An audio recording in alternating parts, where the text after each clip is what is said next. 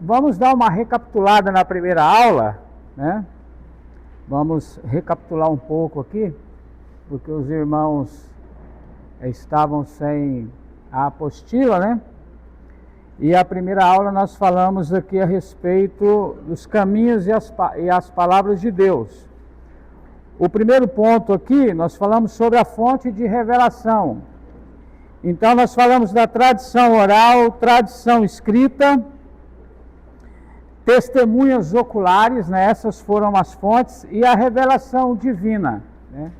Algumas pessoas Deus falou através da própria vivência da pessoa, da própria situação. Outros Deus falou audivelmente, assim como Ele revelou a Moisés a respeito da criação, que é o que nós vamos estar estudando hoje. E o material de escrita, nós falamos aqui sobre o papiro e o pergaminho, e também aquela taubinhas de barro ou de argila. Era esse o material que era usado para escrever naquela época, né? Pedra também se usava. Então essa é a estrutura. E a língua original do Antigo Testamento, vocês lembram?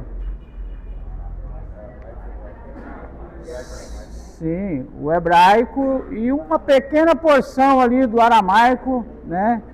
Devido ao cativeiro, né? Então eram essas duas línguas que foi escrito o Antigo Testamento. Aí 300 anos ali aproximadamente antes de Cristo, aí teve a primeira tradução, né?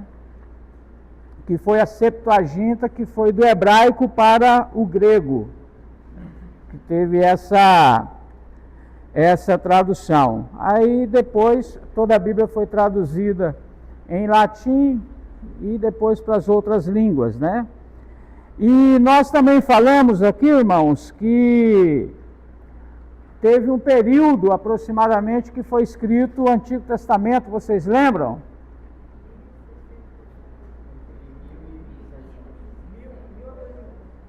Mil a 1.200 anos. Lembre-se que nós estamos falando só do Antigo Testamento.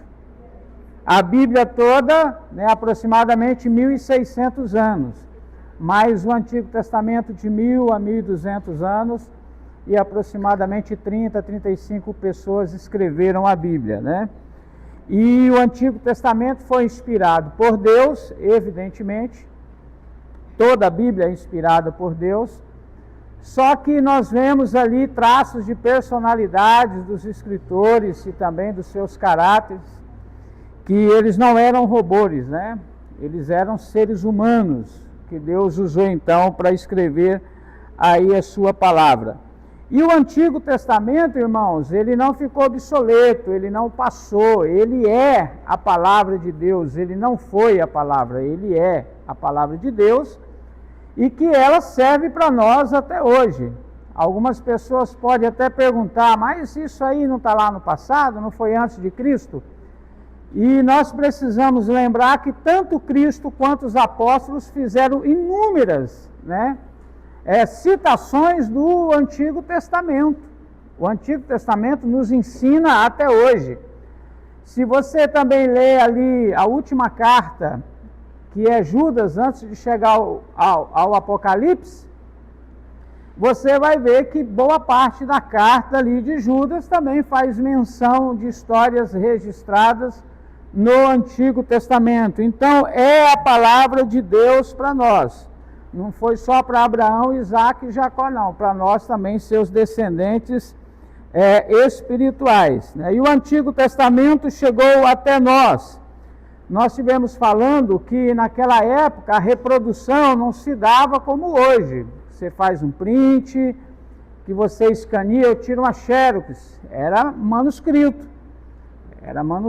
Então, assim, eles tinham uma extrema fidelidade e cuidado ao reproduzir a palavra. Lembra que eu falei que eles contavam as palavras do texto, marcavam a palavra do meio, e se não tivesse inconformidade, eles jogavam tudo fora e voltavam a fazer novamente. E era um cuidado que Deus colocava no coração deles para que essa palavra, então, chegasse até nós, né? E o Antigo Testamento é essa mensagem pessoal de Deus para nós. Nós também falamos que o Antigo Testamento, ele está dividido em 3 partes, né? Que é os livros históricos, poéticos e proféticos. Aqui na página 18, que essa revista aqui, essa apostila é antiga, eu não sei se vai bater com a mesma página de vocês aí. Dê uma conferida, pastor. É a mesma?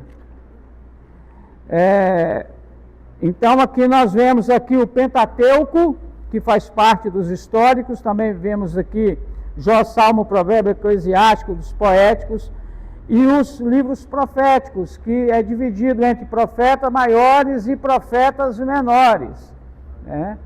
Assim são divididos esses livros. E toda a Bíblia tem 66 livros, sendo que 39 desses 66 é do Antigo Testamento. Amém? Alguns irmãos querem fazer alguma pergunta ou acrescentar alguma coisa a respeito da nossa primeira aula? Fique à vontade. Irmãos, é interessante a gente discutir, né, os assuntos que nós vamos explanar aqui, né? Porque os irmãos lendo, estudando, vocês podem e evidentemente vão ver coisas que às vezes para mim passou desapercebido e que é importante na discussão aqui da aula. É muito importante isso. Bom, a segunda aula, irmãos, nós vamos falar sobre a história da raça humana. É claro que o que eu estou trazendo para os irmãos aqui é algo que todos vocês conhecem, né? Então nós vamos ver aqui no primeiro ponto, começos no livro de Gênesis, o Deus de Gênesis, né? No princípio, né, Deus ele criou todas as coisas, né? Quem, pois, é Deus? No livro de Gênesis, ele revela-se como Criador divino, aquele que sempre existiu de eternidade a eternidade. No Salmo 90, versículo 2, se não me falha a memória, fala isso, que ele é de eternidade a eternidade. Inclusive, irmãos, Deus, ele tem alguns atributos que chamamos de atributos incomunicáveis. O que é um atributo incomunicáveis? São aqueles atributos que só ele tem. Agora, tem os atributos comunicáveis, que ele passou para nós, seres humanos, né? Que está em Deus e também está em nós, mas tem alguns atributos, algumas qualidades que só está em Deus. Inclusive, nós falamos, que é o que eu quero trazer aqui, que nós seremos o quê? Eterno.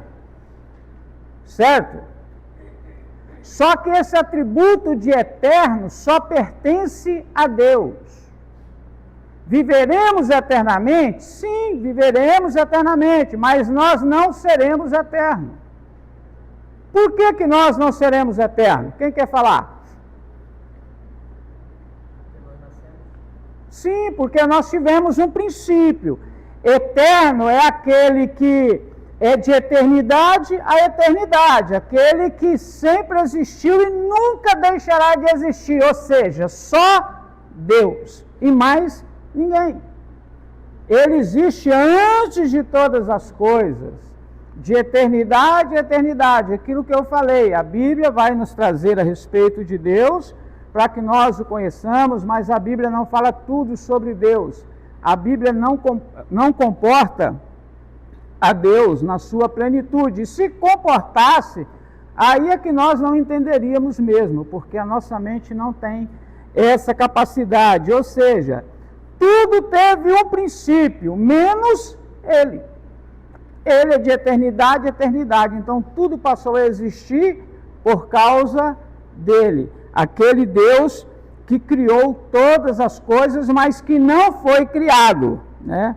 Tal conceito é há um Deus e por ele foram feitas todas as coisas. A Bíblia nos relata isso, que todas as coisas foi criado por Deus. Irmãos, falando de criação, há algumas teorias que os irmãos conhecem a respeito da criação. Eu quero falar apenas de duas, mas é um monte que existe.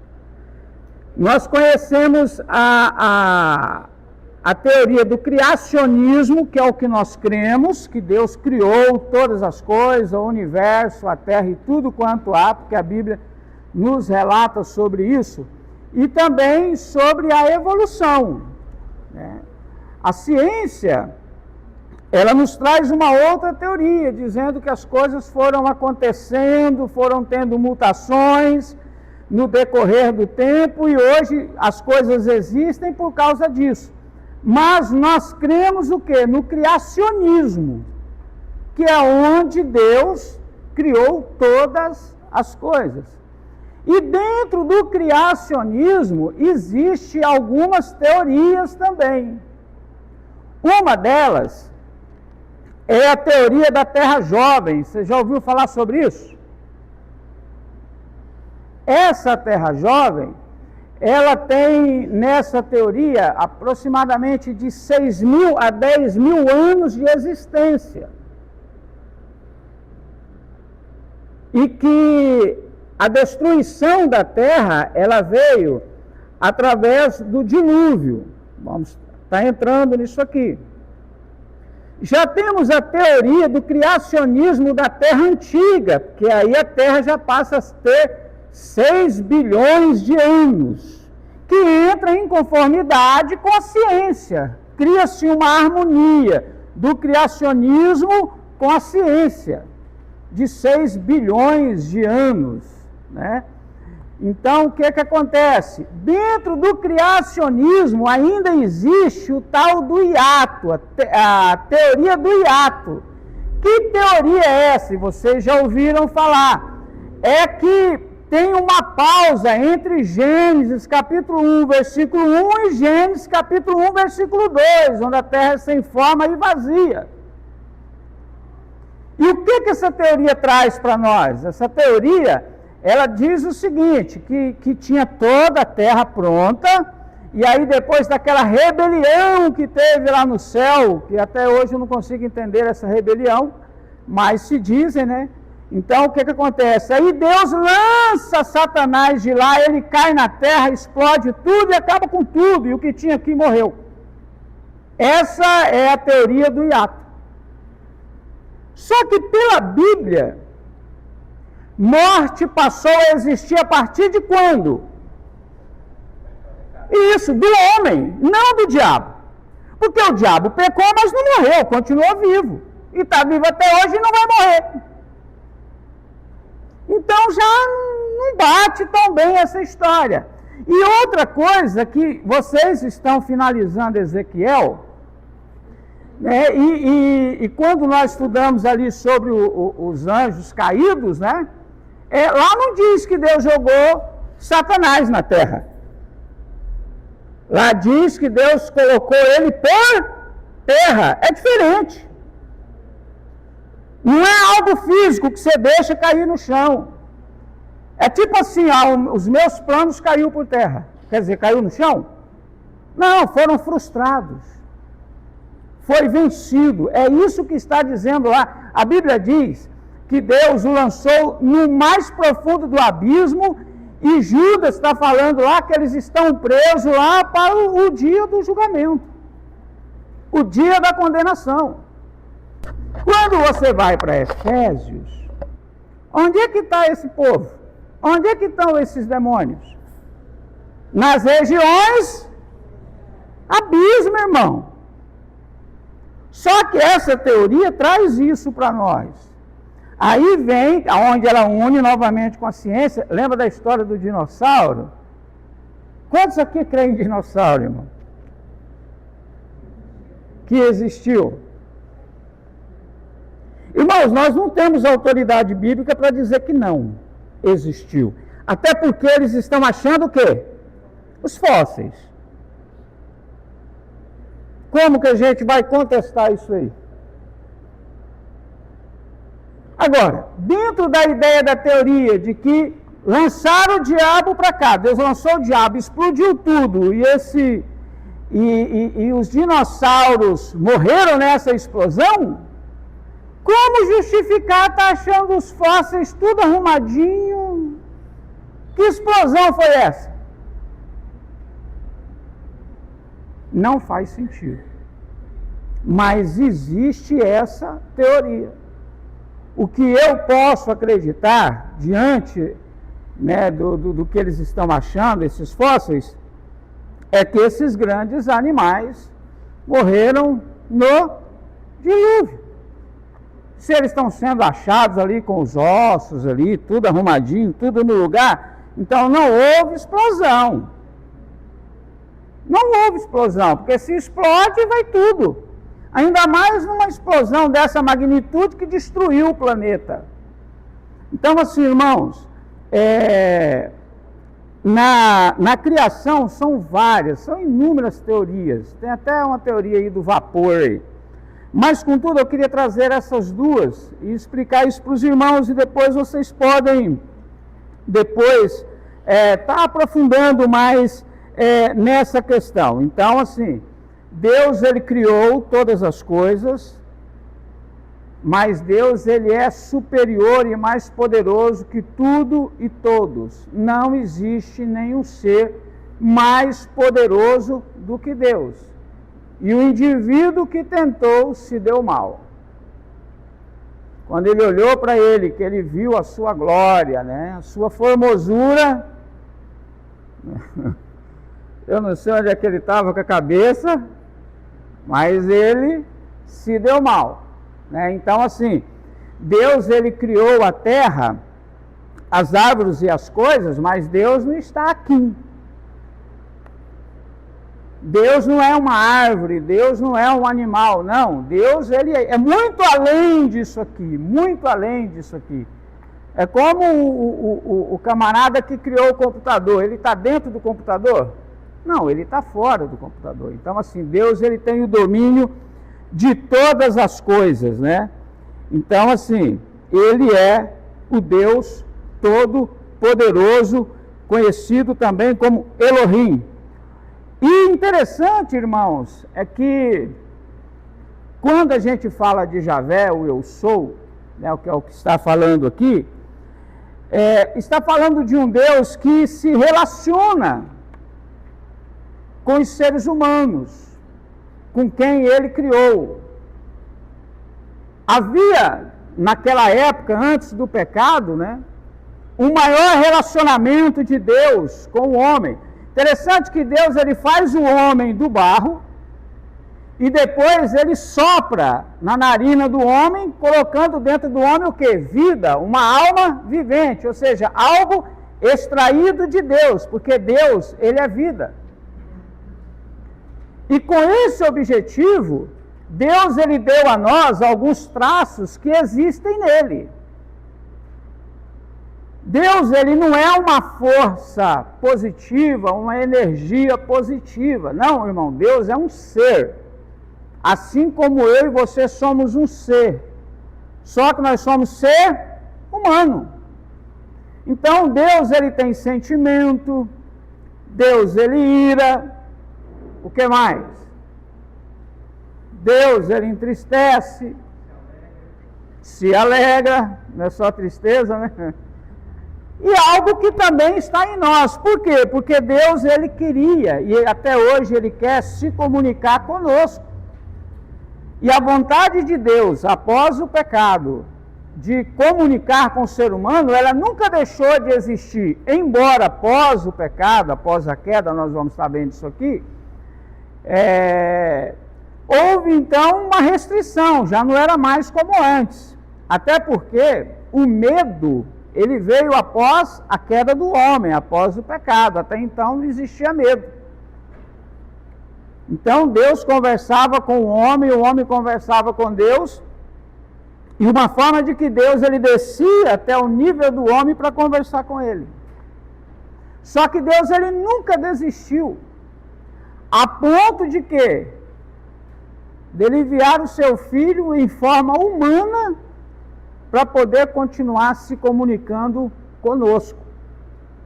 E de uma forma que a gente possa compreender, de uma forma que a gente possa entender. Ou seja, Deus, ele tem sentimento como nós. O Espírito Santo, ele tem ciúmes, não é isso que a Bíblia diz? Só que esse ciúme que ele tem não é desconfiança, viu, irmãos? É zelo, não é desconfiança. Não se trata de ciúme que gera desconfiança, não é zelo. Já viu aquele tempo que a gente diz, eu tenho ciúmes no meu carro. Não está falando que eu desconfio do meu carro, que talvez saiu com outro carro, não. Está falando do quê? Eu tenho zelo, cuidado. Então, o Espírito Santo, ele tem esse zelo por nós. O ponto 1.2, irmãos, vai falar do evento de Gênesis. A palavra criar aparece por 3 vezes no primeiro capítulo do livro de Gênesis, que está aqui no capítulo 1 e o versículo 27. Esse vocábulo é usado para traduzir a palavra grega que significa fazer algo do nada.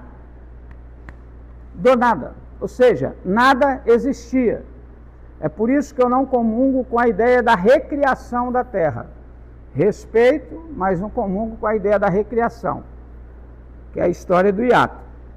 Não, Deus criou tudo isso aqui do nada. Nada existia. Ninguém cria algo que existe. Não faz sentido. Para criar, não existe. Só que nós podemos criar algumas coisas? Sim.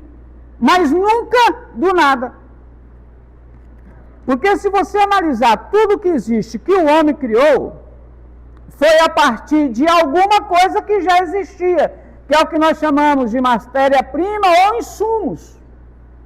Mas Deus não, irmão, foi do nada, não havia nada e ele fez existir. Então essa é a diferença entre nós e Deus. Porque a gente não tem condições de criar as coisas do nada, sempre tem que sair de alguma coisa que Deus ele já fez. Mas Deus não, Deus ele criou as coisas do nada, né?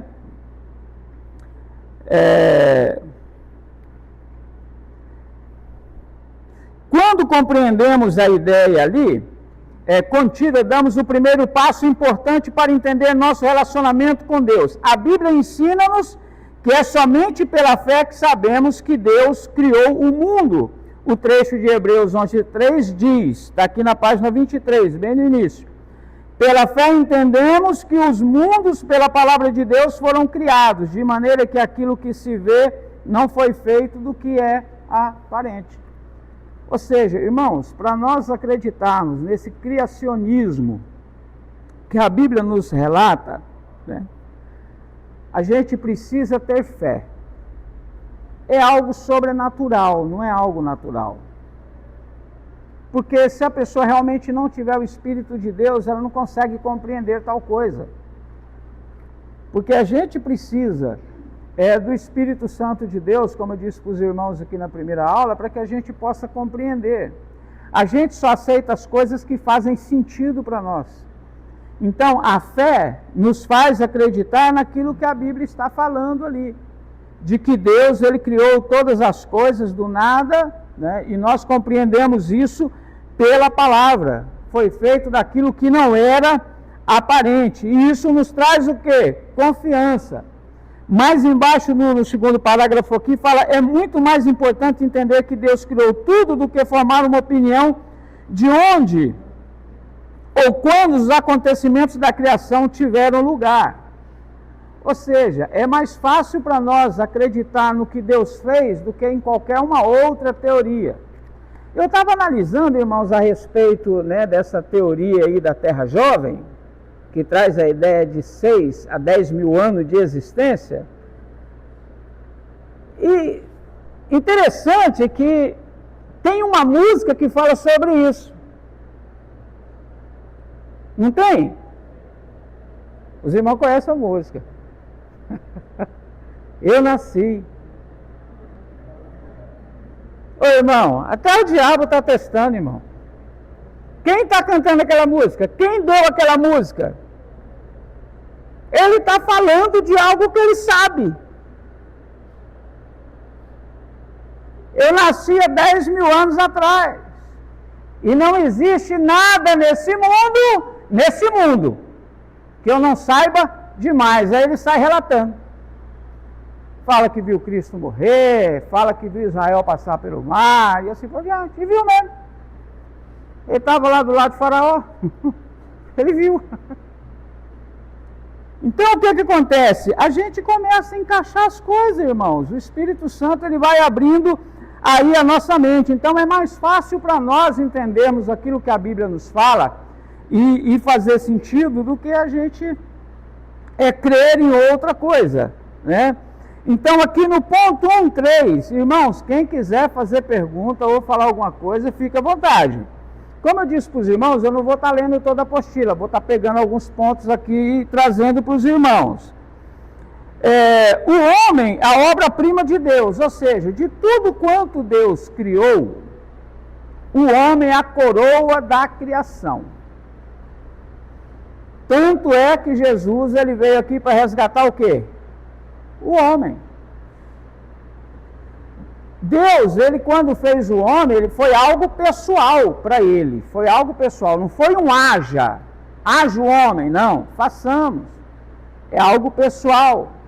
E tem mais uma coisa, vamos extrair eles de nós, conforme a nossa imagem e semelhança, ainda tem que ter os nossos traços, tem que se parecer conosco.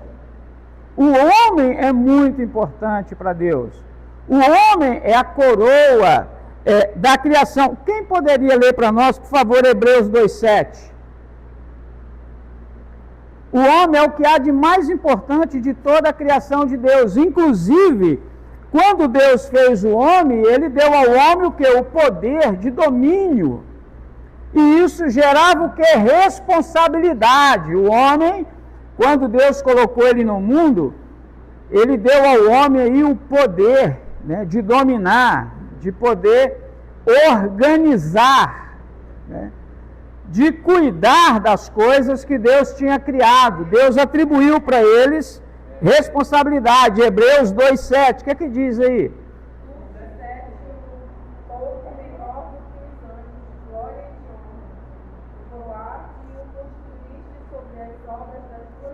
Isso.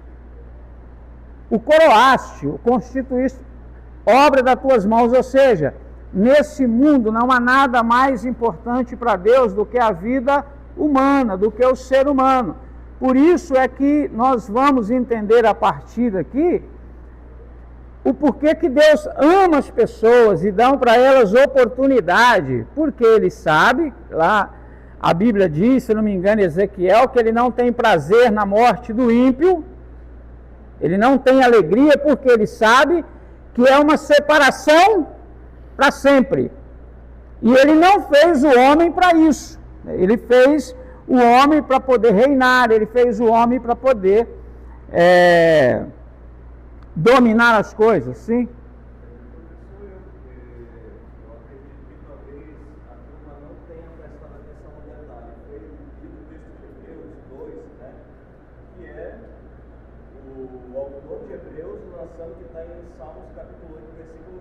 Sim. Na Nova Almeida Atualizada tem um detalhe, foi lido aí, que é um pouco menor do que os anjos. Mas só que no hebraico original, tá, um pouco menor do que Deus. Sim, exatamente. Um pouco menor do que Deus. E é verdade. Isso que o senhor falou. Muito obrigado, isso mesmo.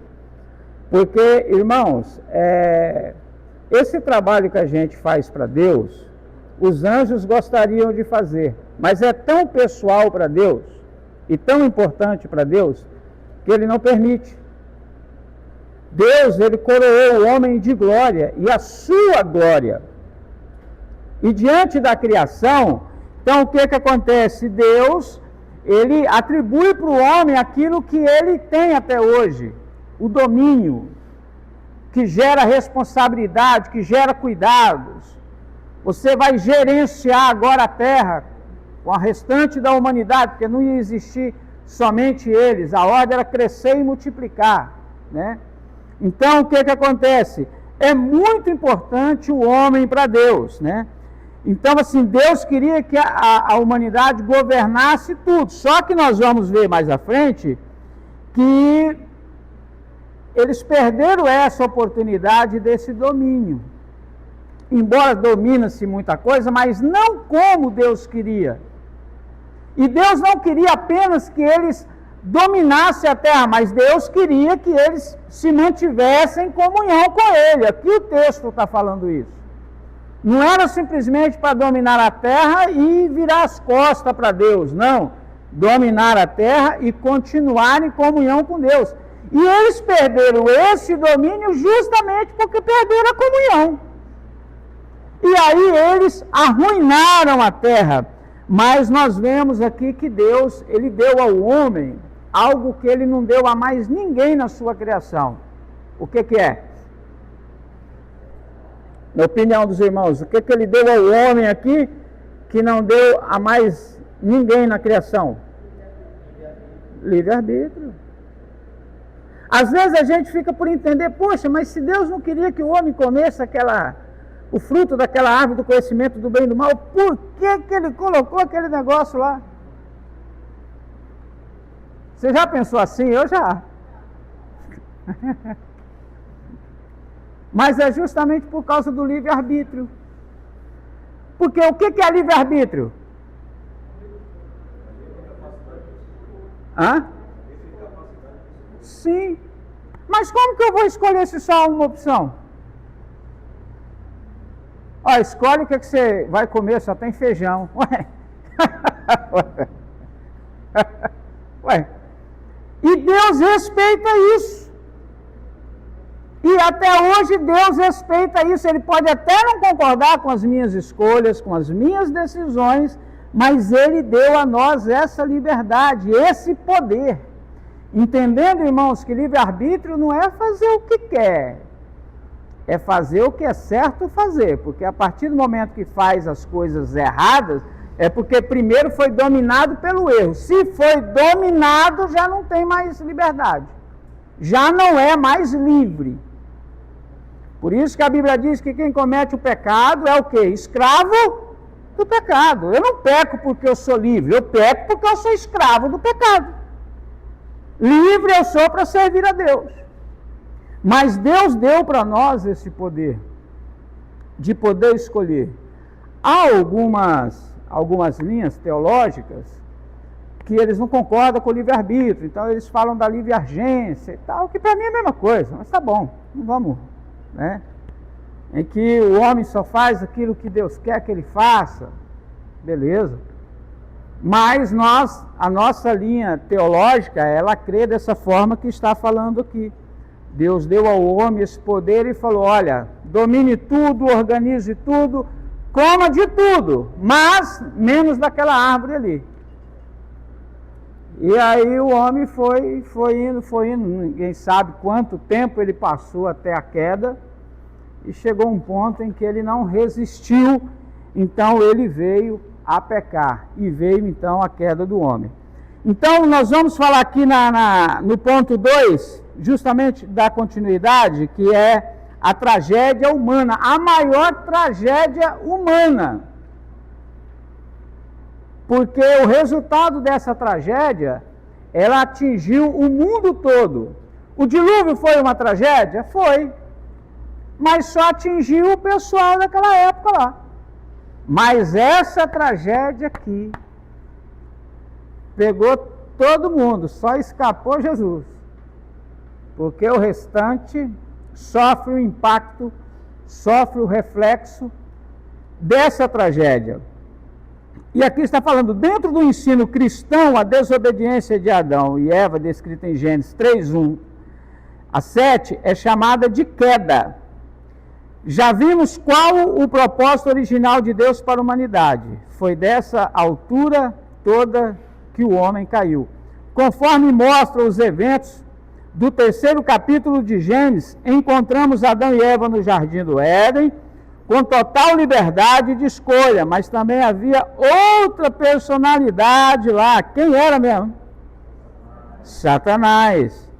Este também fora criado com elevado propósito, porém, rebelaram-se contra Deus e perdera a sua posição. E agora tentava frustrar os planos de Deus, arrastando o homem em sua atitude de rebeldia. Ele tentou Adão e Eva a usarem a sua vontade própria para agirem contra a vontade de Deus.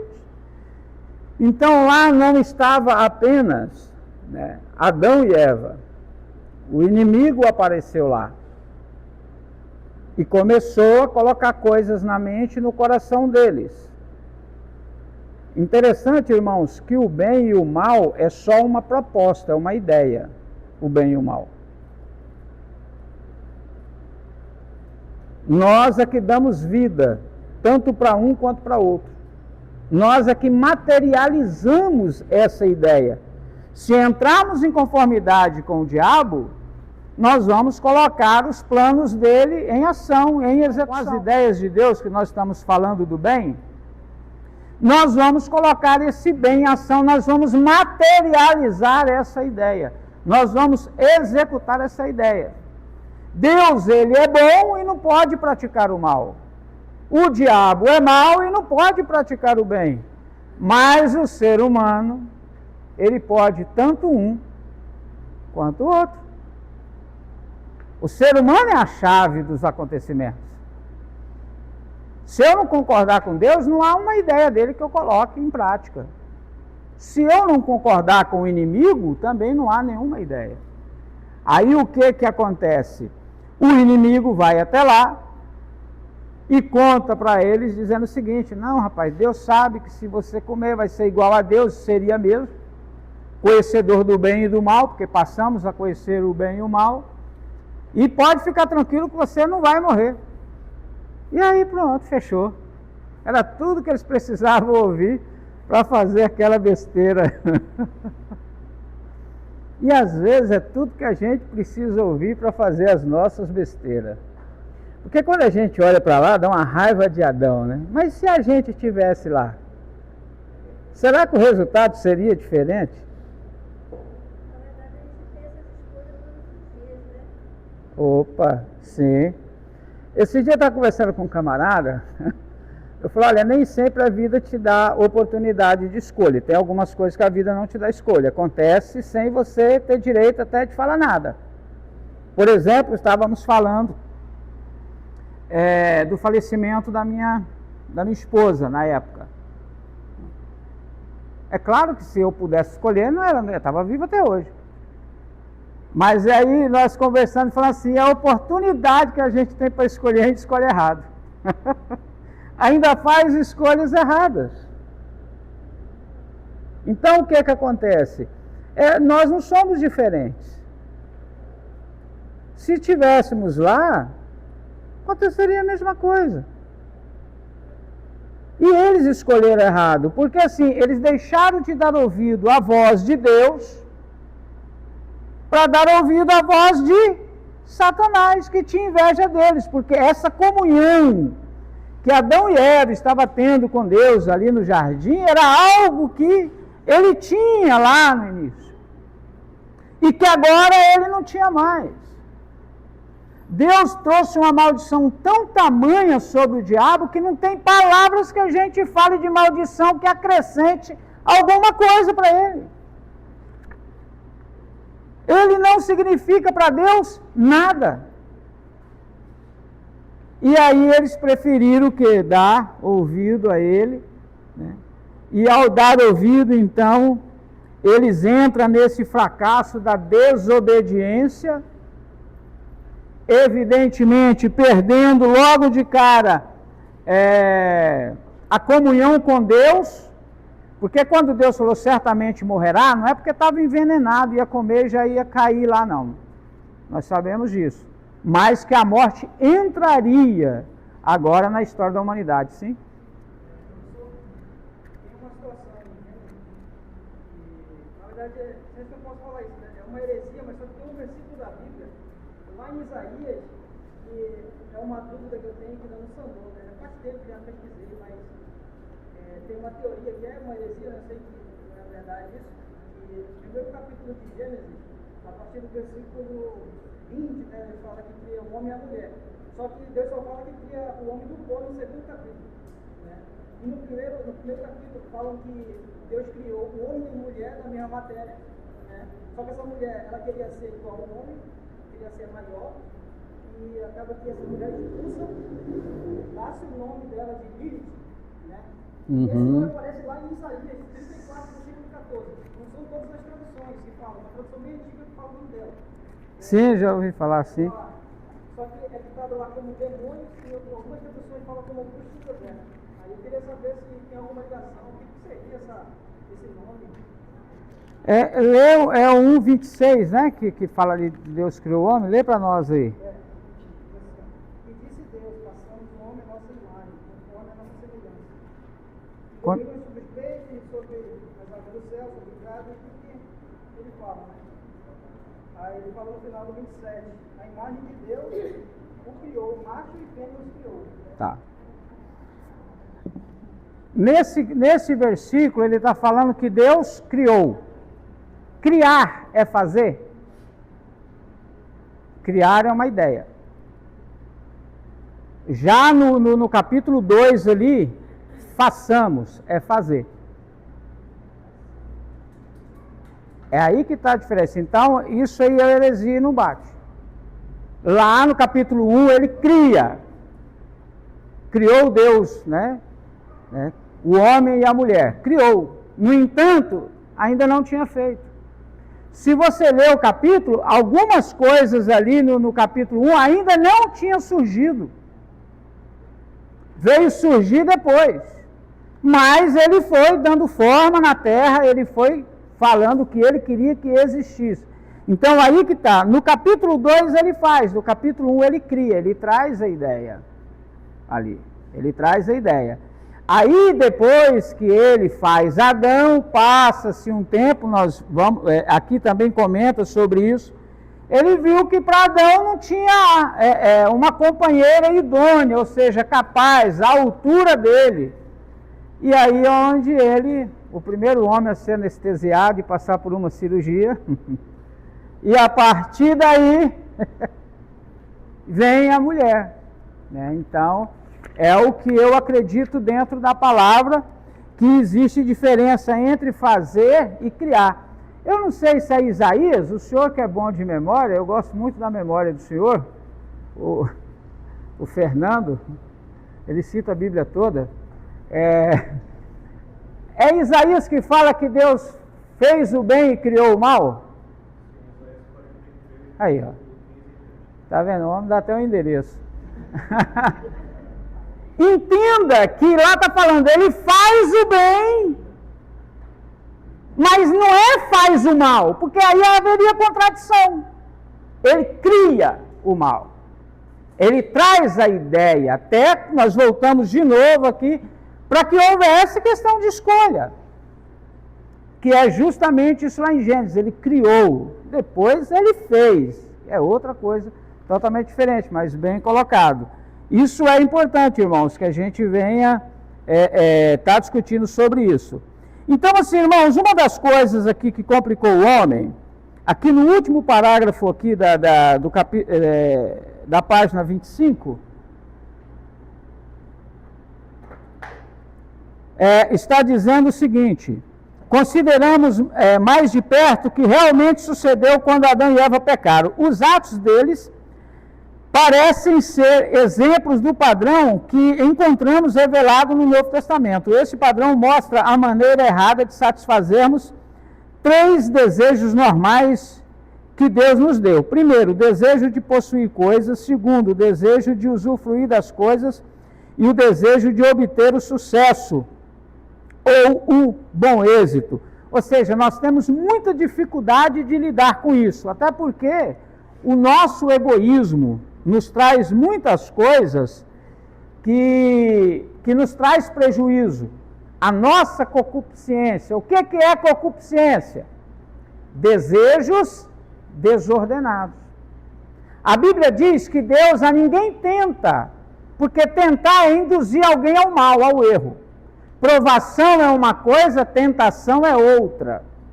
É totalmente diferente. Deus prova, mas Deus não tenta. De que forma que nós somos tentados? Através das nossas concupiscências, dos olhos e da carne. Os nossos desejos que passam a ser desordenados, e isso leva ao pecado. Então, nós temos muita dificuldade de lidar com coisas que Deus gostaria de colocar em nossas mãos por causa das nossas concupiscências, né? Por causa da nossa natureza e muitas vezes egoísta. Nós temos a capacidade de transformar bênção em maldição. Temos essa capacidade, né, de transformar bênção em maldição. Às vezes Deus nos dá um bom emprego, uma bênção. Mas se a gente não souber lidar com aquele bom emprego, ou com um carro que a gente venha ganhar, ou coisa parecida com isso, aquilo vai gerar para nós o quê? Problema. Aquilo vai gerar problema, né? Mas Deus deu ao homem aí esse poder, né? E aqui já na página 27, né, nós vamos ver aqui que Deus, ele não mudou o seu plano, porque algumas pessoas pensam que Deus, ele falhou no seu propósito, né? O inimigo até tentou fazer isso, só que lá em 1 Pedro, no capítulo 1, versículo 19 e 20, alguém poderia ler para nós aí? Nós vamos ver a ação de Deus a respeito disso. Deus, ele não é apenas Deus de perto, ele é Deus de longe. Outro atributo que só pertence a ele, a onisciência, conhecer todas as coisas e conhecer antes de acontecer. Lembra lá do inimigo? Tu dizias no teu coração, você nem abriu a boca, tu falava no teu coração, tu planejava o negócio. 1 Pedro, capítulo 1, versículo 19 e 20.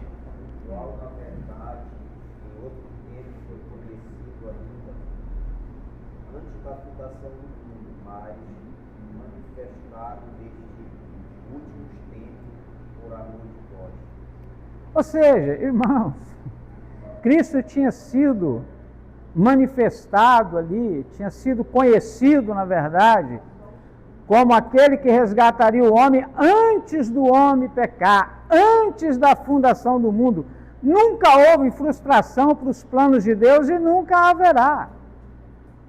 Ninguém pode frustrar os planos de Deus. E algumas pessoas, né, pensam isso porque o homem pecou, né, então frustrou-se os planos de Deus. Não, irmãos. Deus, ele já sabia do que ia acontecer. Interessante que é o Salmo 46, versículo 1, que fala que ele é o nosso socorro bem presente na angústia. O que isso quer dizer? Que antes da angústia, irmãos, chegar até nós, ele já está com a solução. Se a gente for estudar sobre a onisciência de Deus, a gente fica assombrado, irmãos. Ele conhece os nossos pensamentos antes de chegar à nossa mente, a palavra antes de chegar à nossa língua. Se eu não me engano, Salmo 139 ali vai falar da onisciência, da onipresença de Deus. Ele não é só Deus de perto, ele é Deus de longe. Eu acho que é em Jeremias que está escrito isso. Ele sabe de todas as coisas. Ninguém pode frustrar os planos de Deus. Então não houve frustração, ele já sabia e já entrou com providência e manifestou a providência no tempo certo, né? Deus prometeu a vitória final por meio do descendente da mulher. Isso envolveu uma profecia a respeito de Cristo, o qual viria a fim de redimir a humanidade. Ou seja, lá em Gênesis 3,15, é a primeira profecia registrada na Bíblia e foi Deus que profetizou para o diabo a respeito de Jesus, que viria para resgatar o homem. Então Deus já estaria colocando em ação algo que veio antes do problema, que ele já sabia, antes da fundação do mundo. Então aqui Deus mostra o interesse em resgatar o ser humano para ele através do seu Filho Jesus Cristo. Interessante que ele não mandou o anjo para poder morrer em nosso lugar. Não, ele veio aqui, que traz a ideia de que o irmão Fernando falou sobre essa versão, um pouco menor do que Deus, nada mais importante, nada mais valoroso do que o homem. Já no finalzinho aqui fala o propósito de Deus não será frustrado. Um dia multidões que não poderão ser contadas, vindas de todas as nações, povos e línguas, entoarão o hino da salvação. O eterno propósito do verdadeiro Deus terá cumprimento. Ou seja, não será de forma alguma frustrado. Irmão, eu sei que alguns irmãos aqui também pegaram a revista hoje, não foi? Mas, inclusive, a próxima lição ela é bem extensa. É bom os irmãos estarem lendo ela, né? Vai falar da história de Israel a partir de Abraão ali. Mas alguém quer comentar algo, acrescentar algo? Ou podemos seguir? Vamos lá, ainda na página 27, o que nós vamos falar agora são os descendentes e destruição. Caim, Abel e Sete. Aqui está falando, Adão e Eva, entre outros filhos, tiveram 3, cujos nomes são mencionados na Bíblia, Caim, Abel e Sete. A história de Caim e Abel, dada no 4º capítulo de Gênesis, ilustra particularmente as condições da humanidade após o pecado de Adão e Eva. Caim e Abel adoraram a Deus, trazendo cada qual a sua oferta. O sacrifício animal de Abel foi aceito por Deus, mas a oferta de frutos da terra trazida por Caim foi rejeitada. Então aqui, irmãos, é claro que Adão teve vários outros filhos e filhas, né? Mas é citado apenas o nome dos 3, Caim, Abel e Sete, né? Caim, ele tira a vida de Abel. A Bíblia diz que ele era mau. Lá na carta de Judas fala sobre ele, né? E Deus então aceita a oferta de Abel e não aceita a oferta de Caim. Existem alguns pensamentos que fala que Deus não aceitou a oferta de Caim pelo fato de ser fruto da terra, aceitou a oferta de Abel porque era derramamento de sangue e tal. Tá, faz sentido, mas se você analisar direitinho o texto, vai te dar uma outra direção. E na próxima lição também nós vamos estar confirmando isso. Porque lá está dizendo, e rejeitou Deus a Caim e sua oferta. Primeiro Deus rejeita Caim. Por quê? Porque ele era mau. E lá na frente, naquele diálogo que Deus teve com ele lá, falando para ele, se você procedesse bem, você não era aceito. Quer dizer, você se procede mal, eu não vou te aceitar. O que eu aprendo com isso? É que se Deus me rejeitar, não há nada que eu ofereça a Ele que Ele aceite. E isso é regra. É regra. Jesus não morreu por aquilo que eu posso oferecer. Jesus morreu por mim. Se Jesus não tiver interesse em mim, não existe nada que eu possa oferecer para Ele que Ele tenha interesse. Nós vamos ver nas ofertas que passou a ser o hábito, né, do povo de Israel, vinha de uma forma, desde o princípio, né, oferecer animais e tal, sacrifícios, já, claro, simbolizando isso aí, já trazendo e fazendo menção de Cristo e tal, beleza.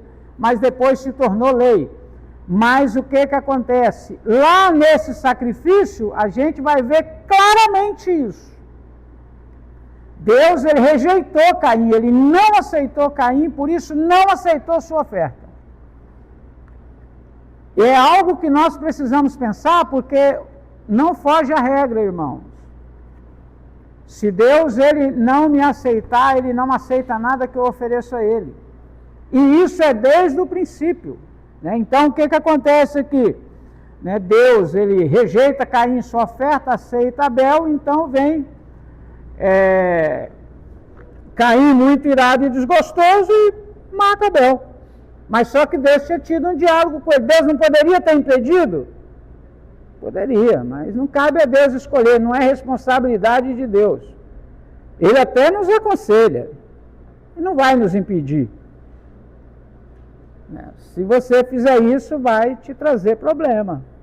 E ele foi amaldiçoado depois que ele mata, então, o seu irmão, foge da presença de Deus, vai para o Oriente, lá do jardim do Éden, para a terra de Nod, e lá ele constitui família. Com quem?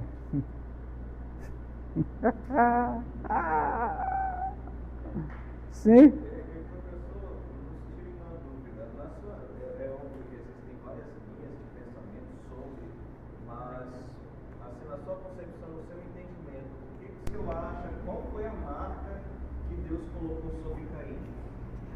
Rapaz, para te falar a verdade, eu já ouvi muita coisa, mas eu próprio não tenho essa opinião própria minha, né?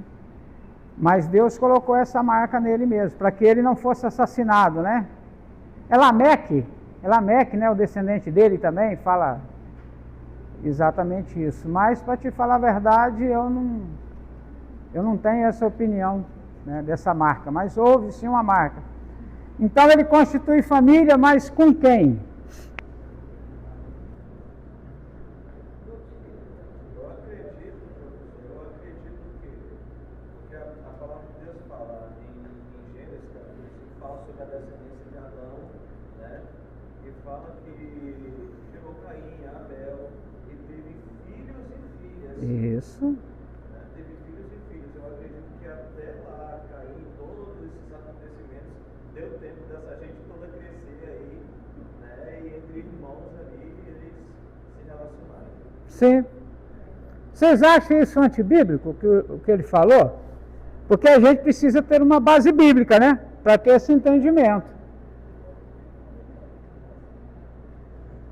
E a Bíblia nos traz essa margem que o senhor falou. Porque, inegavelmente, Caim casou com sua irmã. Por que soa estranho para nós? Vou explicar depois. E não só Caim, Sete também. Vamos citar aqui alguns exemplos de união entre parentes de primeiro grau. Muitos e muitos séculos depois. Abraão era casado com a própria irmã, por parte de pai, meia-irmã. Isso era um hábito.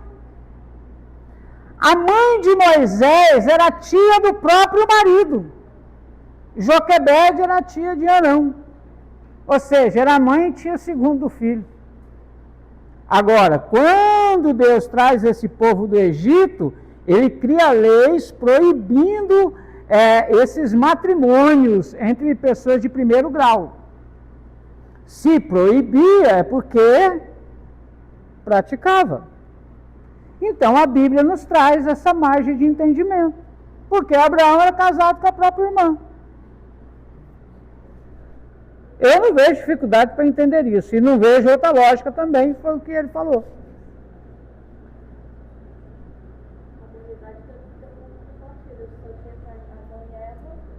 Sim, claro. Só que para nós isso é incestuoso, pelo menos por enquanto, viu, irmãos? Já está voltando à moda de novo, viu? Lá na Colômbia, lá tinha a mãe que estava grávida do filho, que ainda morava com o pai do garoto.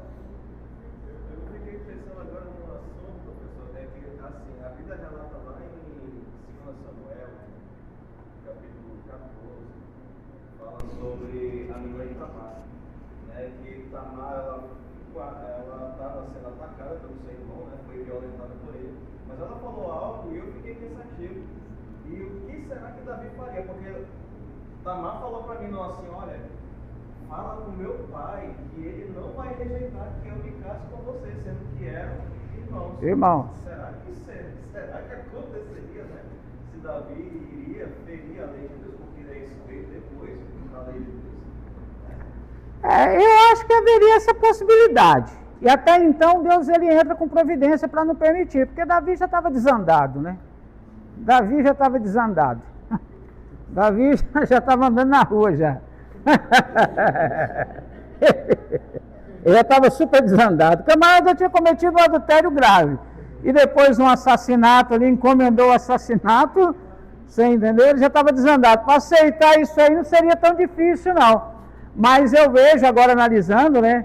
Que é interessante isso, a gente analisar, é que Deus entrou com providência para que isso não acontecesse, mas havia possibilidade disso acontecer. Seria um erro por parte de Davi, né? Claro, mais um grave. Inclusive, irmãos, Como eu disse para vocês, eu não sei se ainda tramita essa ideia, mas já andou tramitando essa ideia no Congresso de haver essa liberdade de casamento entre parente próximo, pai e filho, mãe e assim por diante.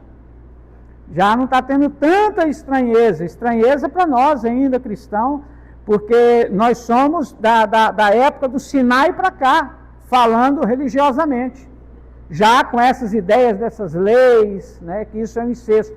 Mas antigamente, tranquilo, sem problema algum, e não teria como ser de outra forma, né? Então, assim, aí Caim vai para a terra de Nod, constitui ali uma nação ali, seus descendentes, depois vem Sete, né, no lugar de Abel, também tem a sua descendência. A partir daí, a partir de Sete ali, começou a invocar quem? A Deus. Porque a descendência de Caim era uma descendência materialista. Já a descendência de Sete já era uma descendência mais espiritual que invocava o Senhor. Então, aconteceu isso aí. E o que acontece? A Bíblia diz que é outro problema também, que eu não vejo dificuldade para entender, porque a Bíblia me dá margem de entendimento, é que os filhos de Deus conheceram as filhas dos homens e se corromperam. Quem eram os filhos de Deus? E as filhas dos homens? Quem acredita, né, que os filhos de Deus eram descendentes de Sete e as filhas dos homens eram da descendência de Caim, né? Mas existe uma outra vertente que acredita que os filhos de Deus é o mesmo termo hebraico que Jó usa, né, quando os filhos de Deus se reuniam na presença de Deus, ou seja, anjos, mas só que nesse caso, anjos caídos. Pois é, mas em qual parte da Bíblia se refere anjos caídos como filhos de Deus? Sendo que aqueles que não obedecem a Deus, humanamente falando, Deus fala filhos do diabo. Não bate. E não foi Jesus que falou que anjo não casa e não se dá em casamento? Então, a única coisa que eu venho entender é que os filhos de Deus, sim, eram descendentes de Sete. E as filhas dos homens seriam os descendentes, uniram novamente. E a partir daí, eles começaram o quê? A transgredir. Aí nasceram grandes homens, de grande estatura. Né? Acho que nós lá ia ser menino, perto deles, né? Imagina eu. Sim. A gente observa o filho de Deus. É interessante observar que durante a vida do filho de Sete, as pessoas começaram a adorar em volta do nome de Deus. Aí em Gênesis 4, 26, a pergunta é para tirar a vida de alguém. Antes da vida de eles, as pessoas não adoravam a Deus. Não, talvez. Adão e Eva não adoravam a Deus. Sim, mas não nesse sentido aí. Porque aí é tipo, nasceu uma congregação, vamos dizer assim. Nasceu-se, estabeleceu-se uma ideia, vamos ser assim. Vamos ser povo de Deus. É o que eu entendo nessa passagem. Até porque, quando a Bíblia fala muito sobre a respeito de filhos de Deus, lá nas cartas de João mesmo, fala ali as características de quem é considerado filho de Deus. São aqueles que obedecem o quê? A Deus. Porque as pessoas até hoje, todos nós somos filhos de Deus. Pela Bíblia, não. Criaturas sim, filhos não. Lembra que eu falei, todo caminho vai levar o homem a Deus, todos, sem exceção. A vida aí de crime, de adultério, e um monte vai levar o homem a Deus. Todo caminho. Agora, ao Pai, aí é só Jesus. Eu sou o caminho, a verdade, a vida. Ninguém vem ao pai, se está falando de pai, está falando de filhos, está falando de família, porque a Bíblia fala que todos irão prestar conta diante de Deus, todo joelho irá se dobrar, todos vão encontrar com Deus. Agora, a gente é que vai decidir onde que nós queremos encontrar com Ele, se no céu, se no juízo, mas que vai encontrar com Ele, vai, porque a Bíblia deixa bem claro que filhos de Deus são aqueles que fazem a vontade de Deus, são aqueles que obedecem a palavra de Deus.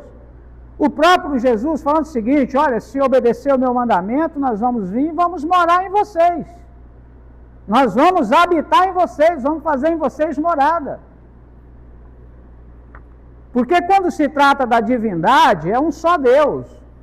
Quando se trata da trindade, aí já está falando de família, pai, filho, e aí entra nós. Né? Então, assim, lá no início eles se misturam, né?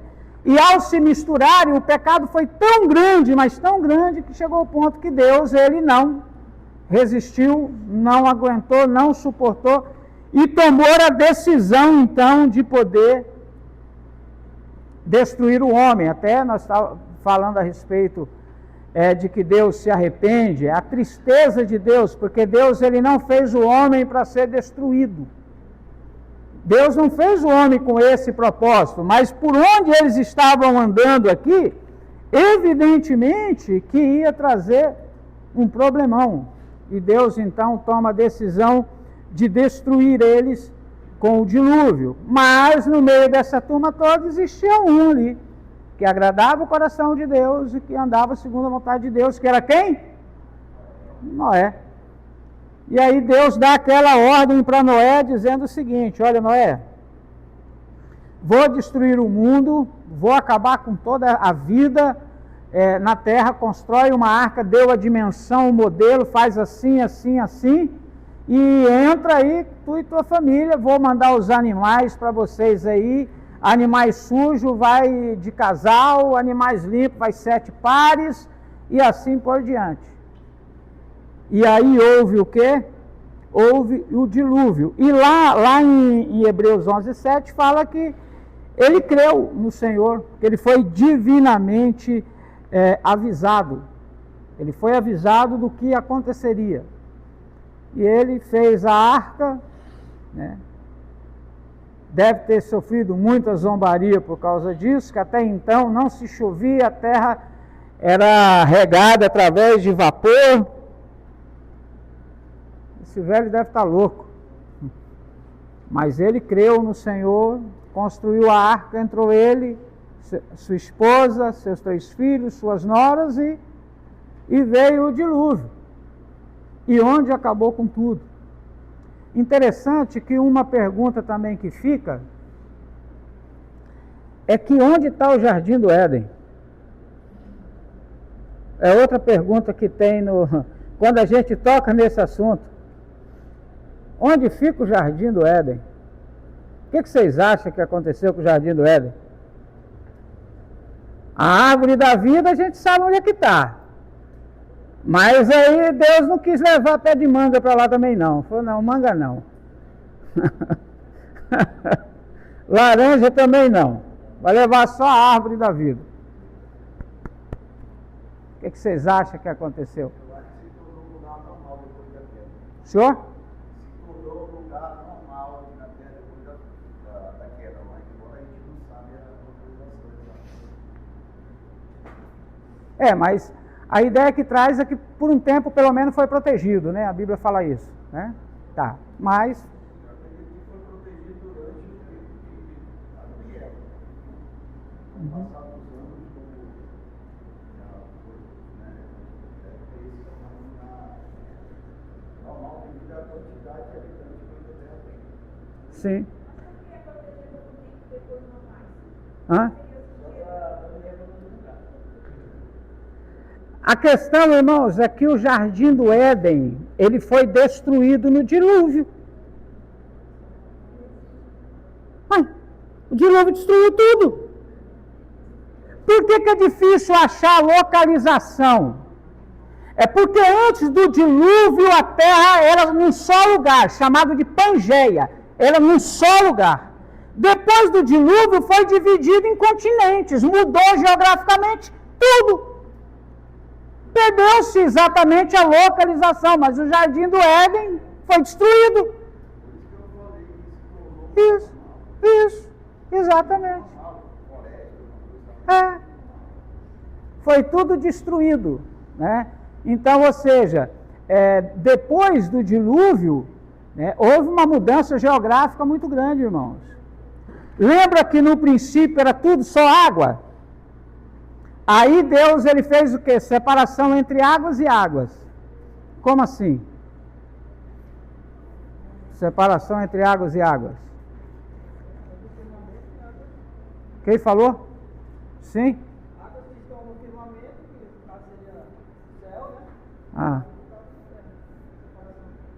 Não foi água salgada de doce, não? Eu acredito também porque, por exemplo, a separação entre águas e águas, eu vejo dessa forma. Por exemplo, o Oceano Pacífico e o Atlântico são componentes, né, totalmente diferentes. Não se mistura. A gente tem um exemplo aqui do Rio Negro e dos Solimões. Só que o que ele falou aqui, se você olhar lá em Gênesis, está correto. Era tudo água, certo? Aí o que Deus fez? Deixou um pouco de água embaixo e jogou água acima do firmamento. Então, se tem água embaixo e água acima do firmamento, o que tem aqui? Um espaço. Esse espaço.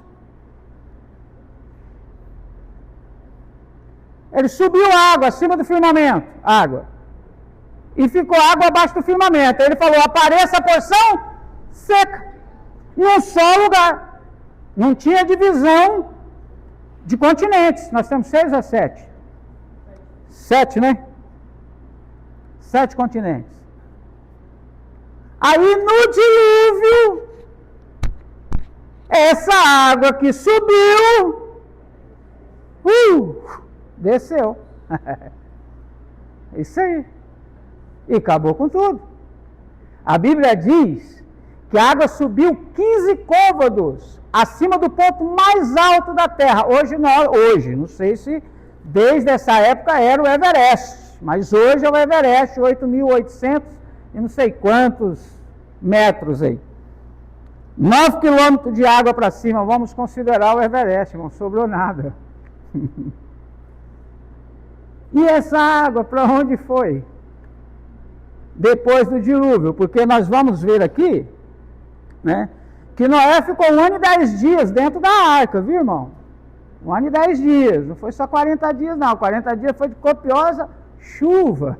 Quando fala copiosa, não foi essa chuvinha que dá em Manaus que alaga não, foi chuva, não dá para andar de moto não, chuva. Interessante que eu estava vendo um documentário sobre a Fossa das Marianas, e nesse documentário estava falando que na terra, porque é interessante, irmãos, é que os animais que morreram, a Bíblia diz, aqueles que se rastejavam em terra seca, peixe não vai morrer afogado, né? Terra seca. Todos esses animais aí, eles morreram, com exceção dos que estavam na arca. Ou seja, toda coisa pesada em que você soltar, obrigatoriamente ela tem que tocar na terra. Porque lá no fundo do mar, nas fossas da Mariana, tem terra. Não é seca, mas tem terra. E o que Deus falou? Apareça a porção seca, mas existe a molhada. E nesse documentário eles estavam falando, né, que estão descobrindo, que tem mais água, 3 vezes mais água, quantidade de água na terra, do que nos oceanos.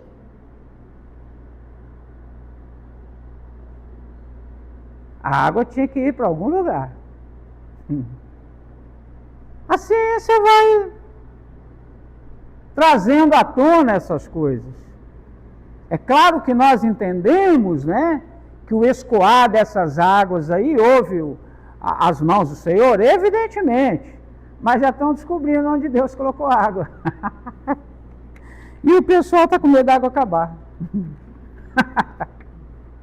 Você sabe o que é 3 vezes mais que o oceano dentro da terra? É muita água. O senhor? Não, pastor, professor. O senhor falou aí agora, não é uma pergunta, é só uma referência bíblica. O senhor falou da Pangeia, né, e dessa divisão dos continentes.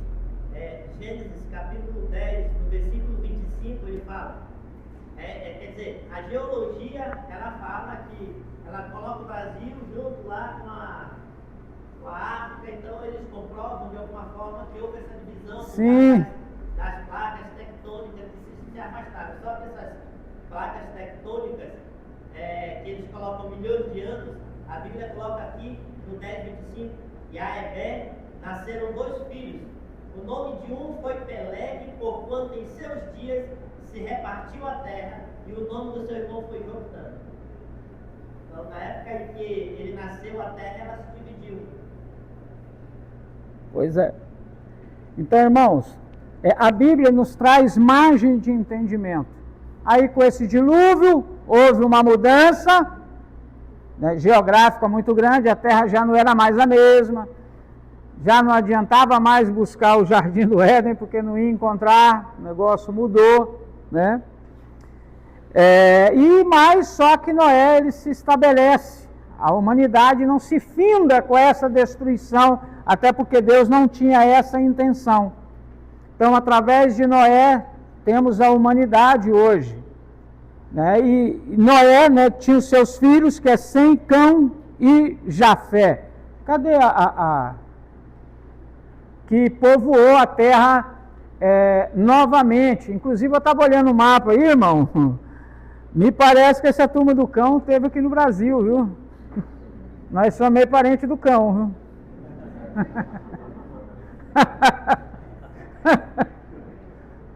Olha lá, então ali, nós temos ali a região em que eles habitaram e se constituíram, né? E a nossa sorte foi que Jafé nos tirou da mão do cão, né? Porque ali está falando da Europa e Portugal está na Europa. Então Portugal veio aqui, resolveu, nos colocou lá na tribo de Jafé. Ah, pode, para mim era pagar lá. Foi. Essa é nova. Essa eu não conhecia. Então, irmãos, nós sabemos na história de Noé, né, que infelizmente, apesar de ser um homem, né, justo, um homem de Deus, né, ele bebeu além da quantia, fez o abuso do álcool, e isso trouxe uma consequência, né, para a família dele, para a geração dele, no caso de Cão, que zombou do pai, e por isso a sua geração foi amaldiçoada, né? E a geração de Cão, parte ficou naquela região ali de Canaã, os cananeus, outra parte foi para a África. Como eu disse para os irmãos, tem um outro mapa que mostra eles indo aqui para o lado do Brasil, para esse continente nosso aqui. Só que muitos locais foram tomados por essa geração de Jafé, né? Então Jafé já ficou mais na Europa, Sem já ficou mais naquela região ali da Arábia, né? E nós sabemos que os hebreus, né, os semitas, né, são descendentes de Sem, né? Os 3 filhos de Cão foram para a África, né? Posteriormente espalharam-se para o norte, para a terra de Sinear, para a Síria, e constituíram cidade como Nínive, Babel, Cade, aqui na 32. No finalzinho, Canaã é o 4º filho de Cão, estabeleceu-se às margens do Mediterrâneo, né? Os descendentes de Sem ocuparam a área ao norte do Golfo Pérsico, são conhecidos como semitas, né? Então, ou seja, é a partir daí que o povo de Israel ele surge, a partir dessa linha aqui. No finalzinho está falando Abraão e seus descendentes. A partir desse ponto, o Espírito Santo estreita nosso foco de atenção em direção aos semitas. Há uma árvore genealógica com 10 gerações da família de Sem, terminando na família de Terá, que migrou da cidade de Ur para Arã. Abrão, cujo nome foi mais tarde mudado para Abraão, pertencia a essa família. Abraão é o exemplo de um homem que vivia conforme a revelação divina da criação. Segundo nos revela em Salmos, Deus cumpriu sua promessa feita a Abraão e o guiou de fé em fé. Os descendentes de Abraão, tanto os naturais quanto os espirituais, ocupam o centro do interesse divino por todo o restante da Bíblia. Esses são chamados o povo de Deus. Ou seja, Abraão, Terá e Abraão, eles são descendentes de Sem, por isso que eles são chamados de semitas. Até no Brasil a gente está vendo aí se divulgar o antissemitismo, perseguição aos judeus, né? Mas foram eles que repovoaram a terra novamente, né?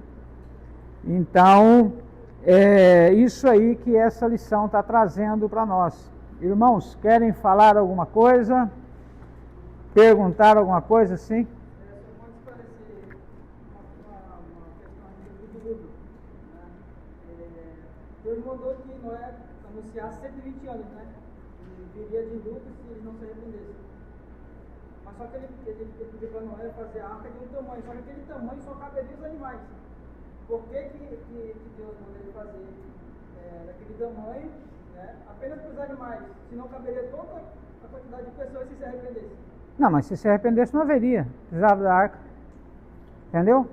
Só que interessante, sabe o que eu estava pensando hoje? A mente da gente é bem frutífera, né?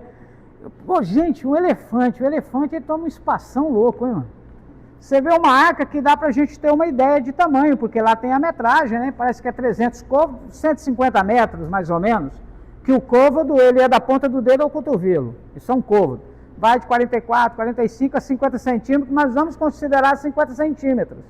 Né? Então, assim, 150 metros de comprimento, era 75 côvados de largura, não me lembro, mas sei que era 15 côvados de altura, 30 côvados de altura, uma coisa assim. Às vezes estou confundindo com metros, né?